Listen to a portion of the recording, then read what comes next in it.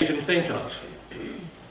And who was the number one teacher in his or her life? The number one teacher in his life? Usually it's a woman. I was learned under some of the best teachers and all the books and all the seminars and all the studies that I had, all the CDs. But the one that taught me the most about the Christian life and about life, far and away, by example and by word, was my own mother. And the best teacher I ever had. And so they are to be teachers of good things. My mother never wasted any time on bad things. She taught good things. She did not gossip. She didn't speak negative things. We were not allowed to talk about negative things in our family. She wouldn't tolerate it. She was very disciplined, and rightly so. But she always talked about the good things, talked about the Lord, talked about what He could do, and you really did not want to go to her and start talking about all sorts of bad things. She would have no part of it at all. Verse 4, the older women are to admonish the young women. Now the word admonish, we tend to think about as to curb or to tell them to stop and to control, and it is that.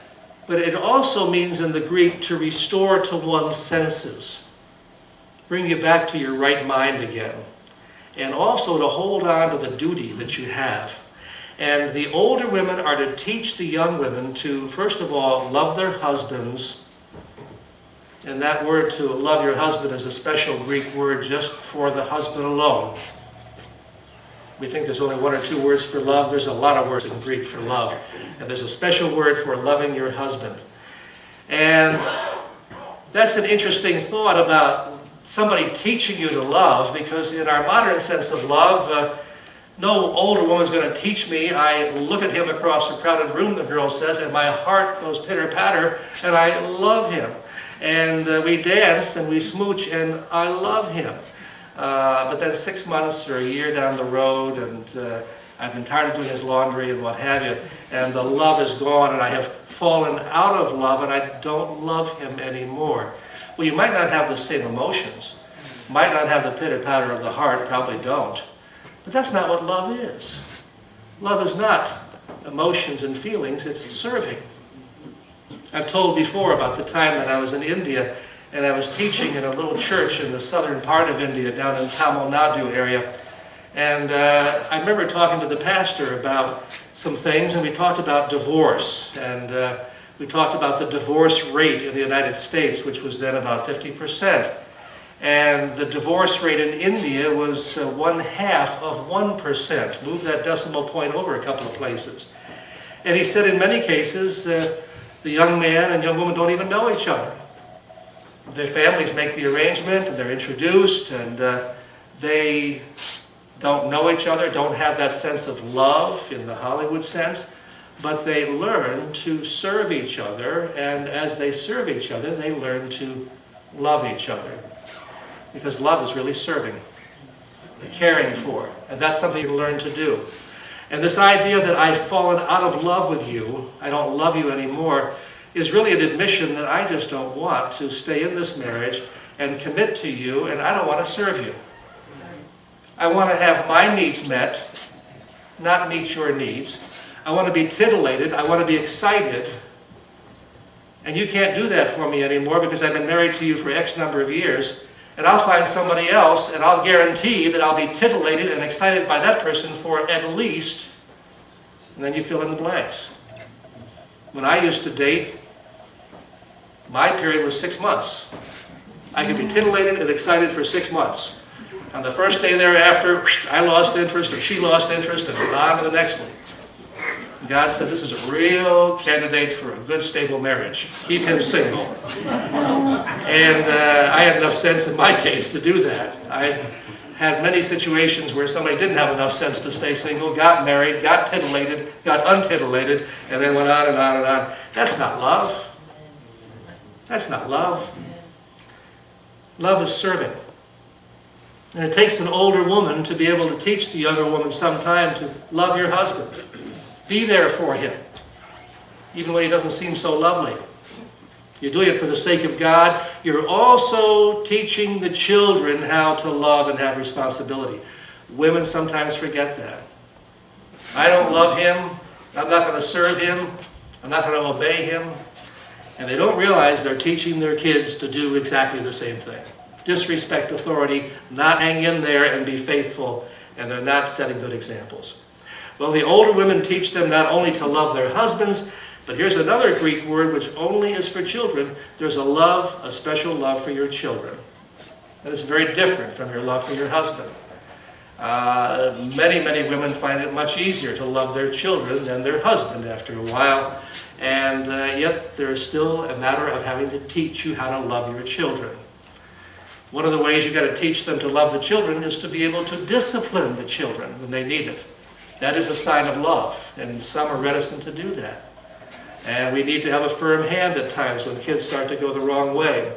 Well, the older women have the perspective over the years of what's important and how to accomplish these important things. So older gals, you teach the young gals how to love their husbands and how to love their children. Also teach the young women how to be discreet. And the word discreet is the same word basically as temperate, to have a sound mind or to be self-controlled, not only sexually but in every other way as well. They're to be chaste, and that's even more specific in the area of the sexual, not to be carnal, but to be modest and to be really pure in every way. And then he goes on to say about teaching young women they are to be homemakers. In those days, of course, the women stayed at home. And she ran the home in those days, and she made all provisions for the home. Today, it's a little more complicated because so many women work.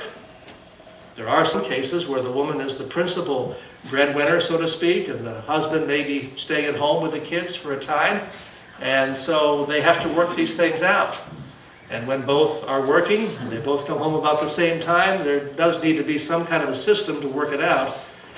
And yet, while the man has the overall headship of the family, probably it still is in the woman's province to make sure the home is running properly, although he may certainly help in some very important areas. But she still should not relinquish that responsibility, even if she needs to call upon him for help and call upon the kids for help as well. When my mother was working at my dad's law firm, she always made sure that she had something to put in the oven, and then we as kids got home and learned how to work the oven, work the timer, and make sure that by the time she got home, her meal, prepared really by her and just orchestrated by us, was ready.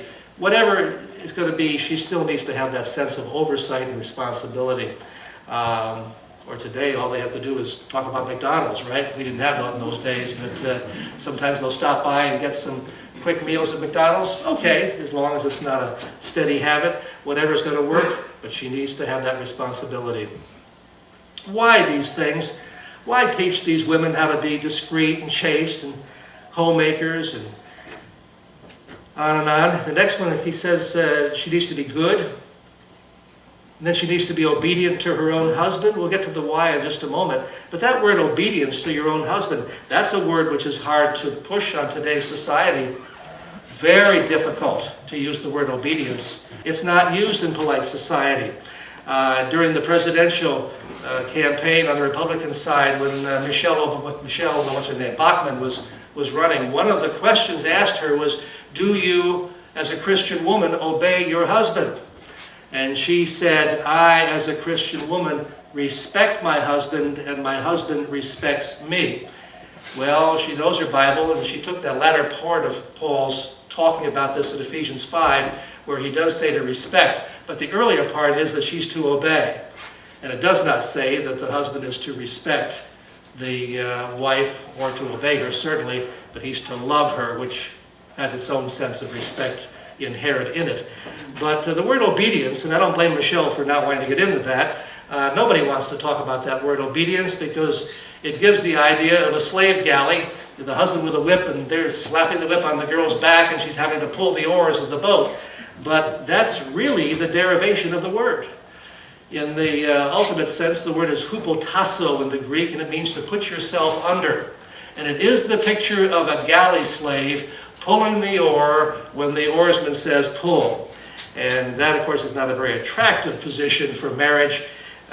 When you propose to somebody, if you're a male, you don't say to the woman, "Would you become my oar puller for me?" And I have this whip, and I would love to just see us get along well. And when I tell you to pull that oar, you pull that oar. And I've tried to work that into a few of my wedding vows, but the girls didn't go for it. So in any event, that's not what it really means today. It really means, though, to arrange yourself under.